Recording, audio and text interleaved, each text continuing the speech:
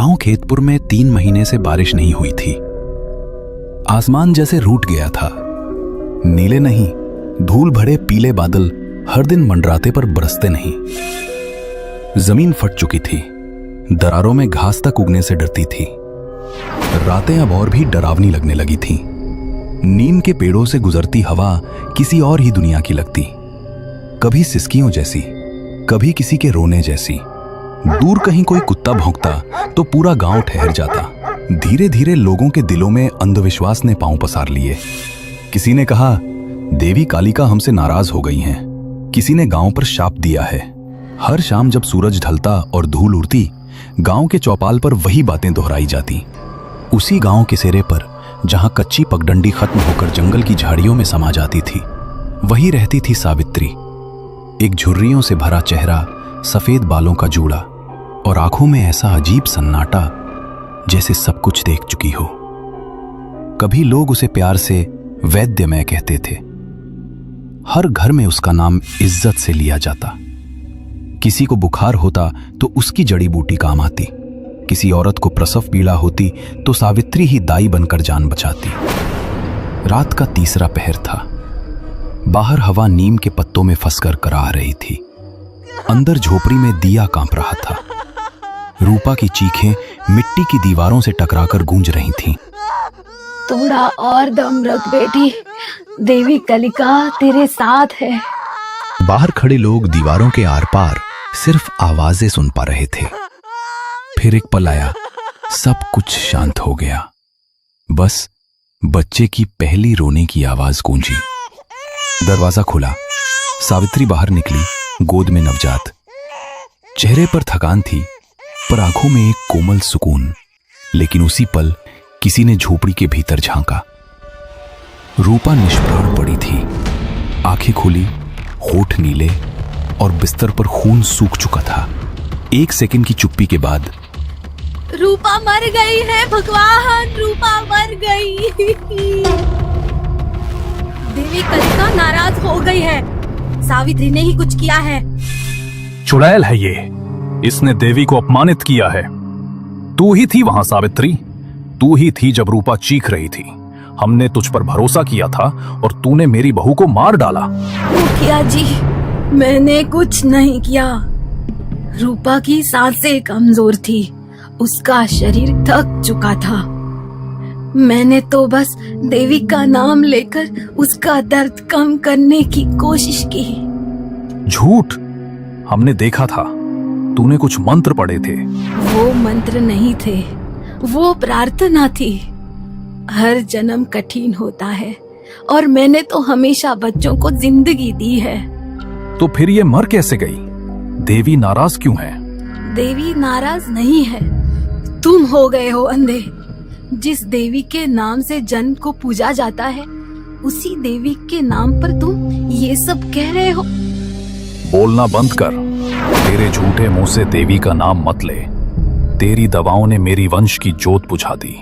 तू चुड़ैल है, तूने श्राप दिया। अगर मेरी दवा जहर होती तो तुम्हारे घर के बाकी बच्चे कैसे जिंदा है? मैंने तुम्हारी खेतों की औरतों को कितनी बार मौत से खींचकर वापस लाया है, और आज एक मौत ने मेरी पूरी जिंदगी मिटा दी। पर वैद्य में लोग कहते हैं तू जंगल में रात को जाती है, कालिका मंदिर के पास। क्यों? क्योंकि वहाँ शांति मिलती है।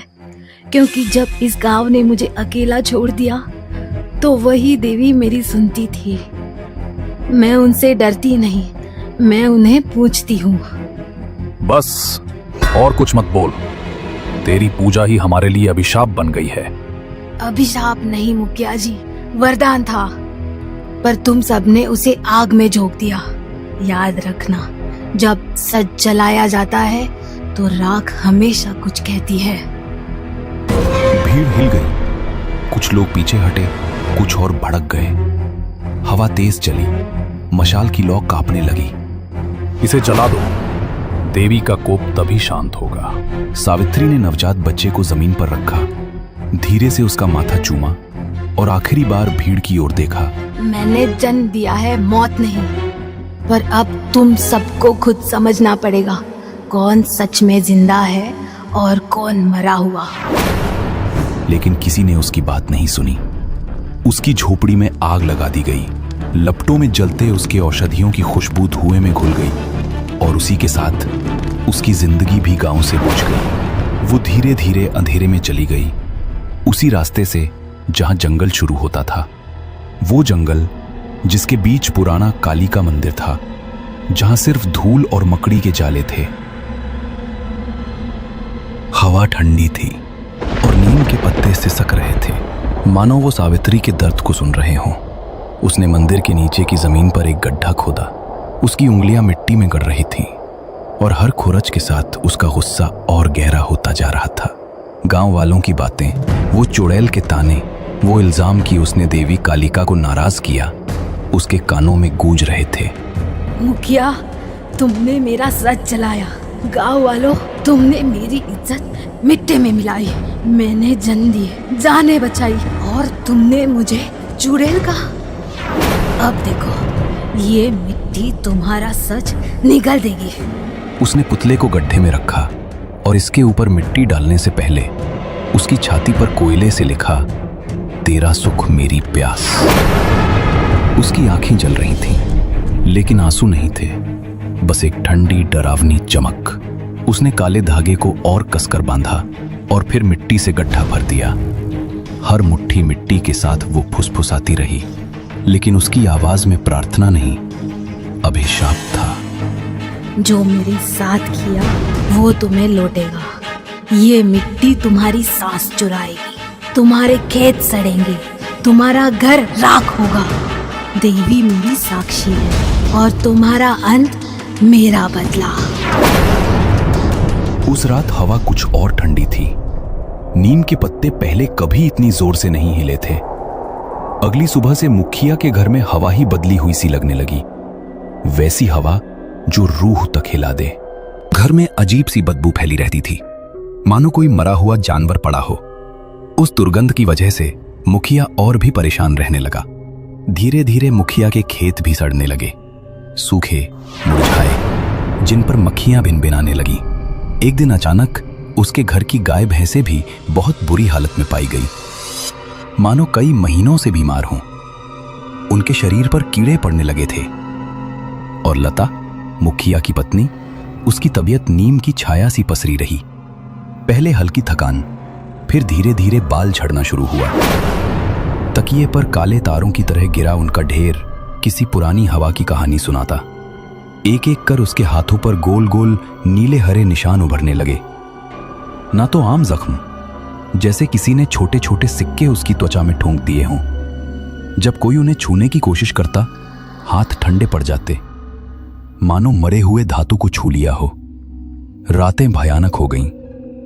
हर 3-4 घंटे पर लता चीख कर उठती। उसकी आवाज में इंसानी आवाज की परत टूटकर कुछ और ही निकलता।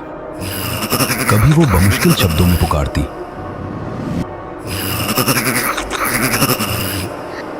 और फिर अचानक उसकी आंखें खाली सी हो जाती, जैसे कोई भीतर से बाहर झांक रहा हो। अगली सुबह जब सूरज की पहली किरणें अभी अभी गांव पर पड़ी थीं, मुखिया का घर पहले से ज्यादा भारी लग रहा था। मुखिया की आंखें लाल थीं, नींद से दूर, और उसके चेहरे पर वो थकान थी जो डर से जन्म लेती है। उसने गांव के पंडित हरिनाथ को घर बुलाया। पंडित जी, ये क्या हो रहा है? मेरे घर में मौत की छाया क्यों मंडरा रही है? वो बदबू, वो कीड़े, लता की हालत, सब कुछ सड़ रहा है। पंडित हरिनाथ ने अपनी माला घुमाई, आंखें बंद की और फिर धीरे से खोली। उन आंखों में अंधेरा था, जैसे कोई पुराना रहस्य बाहर आने को बेचैन हो। मुखिया जी, ये कोई साधारण बात नहीं, किसी ने काला जादू किया है। हाँ, काला जादू जो रूहों को जगाता है, जीवनों को चूसता है। काला जादू? कौन कर सकता है ऐसा? सावित्री, वो चुड़ैल, क्या वो? चुप, नाम मत लो उसका। वो नाम ही अब अभिशाप है। एक छाया, काली और ठंडी, जो तुम्हारे घर के चारों ओर घूम रही है। उसने कुछ दफनाया है। हाँ, उसका पुतला, उसके बाल और उसके कपड़े मंदिर के नीचे, पुराने कालिका मंदिर के नीचे, जहां जड़ें जमीन को चीरती हैं। मंदिर के नीचे? हे भगवान, क्या होगा अगर हमने निकाला नहीं? पंडित जी, पूर्णिमा से पहले अगर उसे निकाला नहीं गया तो मौत निश्चित है। नहीं सिर्फ लता की, तुम्हारी, तुम्हारे बच्चों की, पूरे घर की। वो जादू फैलेगा जैसे जहर की बेल जो सबको लपेट लेगी। रूहें जागेंगी, हवाएं चीखेंगी और तुम्हारा घर वो सिर्फ राख बन जाएगा। निकालो उसे मुखिया जी, वरना देवी भी नहीं बचा पाएंगी। रात का तीसरा पहर था। आसमान में चांद अधूरा टूटा सा लटक रहा था, जैसे वो भी डर से कांप रहा हो। जंगल की पगडंडी पर 4 लोग चले जा रहे थे, मुखिया, पंडित हरिनाथ और 2 गांव वाले, जिनके हाथों में मशालें जल रही थी। मशालों की लौ हवा में कांप रही थी। पुराना काली का मंदिर अब सामने था। उसकी दीवारें टूटी मकड़ी के जाले लटक रहे थे और मंदिर के नीचे की जमीन ऐसी थी जैसे उसने सदियों से किसी को छुआ नहीं था। पंडित हरिनाथ ने माला घुमाई, मंत्र पढ़े और फिर मंदिर की सीढ़ियों के पास रुका। यही है, यही वो दफन है। ये जमीन चीख रही थी, खोदो, जल्दी खोदो वरना वो रूह जाग जाएगी। मुखिया का चेहरा पसीने से तर था। उसकी आंखें डर और गुस्से से लाल थीं। उसने रामू और श्याम को इशारा किया और दोनों ने कुदाल उठाकर जमीन खोदना शुरू किया।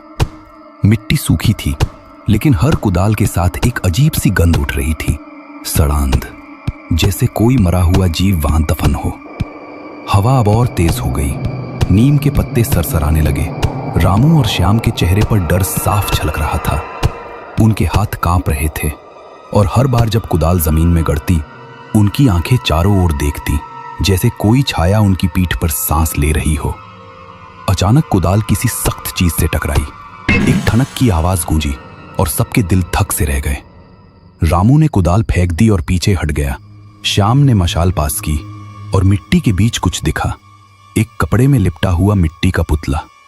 उसका आकार छोटा था, लेकिन उसकी बनावट ऐसी थी जैसे कोई इंसान की नकल हो। पुतले के सिर पर लता के काले बाल चिपके थे और उसका शरीर लता के पुराने दुपट्टे में लिपटा था। सबसे डरावना था उसका गला, एक काला धागा जिसके बीच में लाल मोती टंगा था, जैसे खून का कतरा। और पुतले की छाती पर किसी ने कोयले से लिखा था, तेरा सुख मेरी प्यास। ये क्या है? ये सावित्री का काम है। उस चुड़ैल ने मेरे घर को बर्बाद कर दिया। ये सिर्फ जादू नहीं है, ये रूह का बंधन है। जिसने ये बनाया उसने अपनी आत्मा का टुकड़ा इसमें डाला है।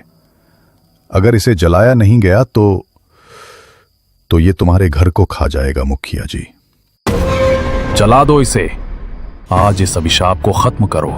सावित्री, तू जहां भी हो, मेरे घर को छोड़ दे। लेकिन जैसे ही मशाल की लौ पुतले को छूने वाली थी, हवा रुक गई। मुखिया की आंखों में अब सिर्फ डर नहीं, बल्कि एक गहरा अपराध बोध झलक रहा था।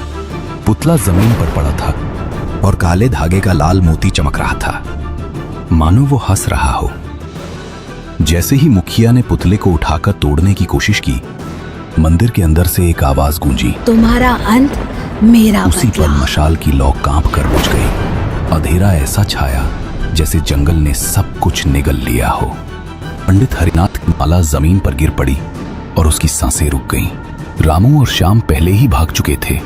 मुखिया जी, ये अब हमारे बस में नहीं। ये रूह, ये सावित्री की नहीं, ये कुछ और है। नहीं, ये उसी चुड़ैल का काम है। मैं इसे जला दूंगा।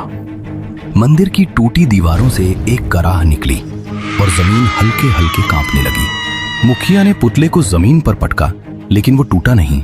सो उसका काला धागा फट गया और लाल मोती जमीन पर लुढ़क कर मंदिर की सीढ़ियों में गुम हो गया। रोको, उसे मत छुओ। ये अभिशाप अब तुम्हारे खून में उतर चुका है। भागो यहां से मुखिया जी, भागो। लेकिन मुखिया ने उसकी बात नहीं सुनी। वो पुतले को उठाकर मंदिर के बाहर की ओर दौड़ा, जैसे उसे आग में झोंक देना ही एकमात्र रास्ता हो।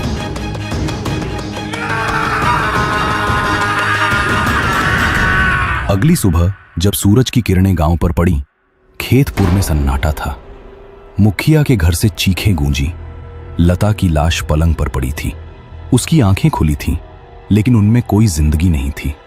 उसके होठ नीले पड़ चुके थे और उसके हाथों पर वो नीले हरे निशान अब और गहरे हो गए थे, मानो किसी ने उसकी त्वचा में जहर घोल दिया हो। उसके पास पलंग पर वही मिट्टी का पुतला पड़ा था, लेकिन अब उसका गला गायब था। पुतले की छाती पर लिखा, तेरा सुख मेरी प्यास, अब धुंधला पड़ गया था, जैसे कोई उसे मिटाने की कोशिश कर चुका हो। लेकिन सबसे भयानक थी वो जगह जहां पुतले का गला होना चाहिए था। वहां एक गहरा काला दाग था, जैसे किसी ने उसे जलाकर राख कर दिया हो। मुखिया कोने में बैठा था, उसका चेहरा पत्थर की तरह सख्त, लेकिन आंखें खाली।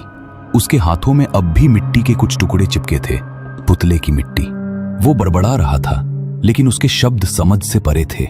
मैंने सिर्फ अपने घर को बचाना चाहा। सावित्री, तूने मेरे साथ ये क्या किया? उस दिन के बाद से खेतपुर में कोई भी नीम के पेड़ों के नीचे रात को नहीं जाता, जैसे कोई पुरानी रूह अभी भी जंगल में घूम रही हो, अपने अधूरे बदले को पूरा करने के लिए।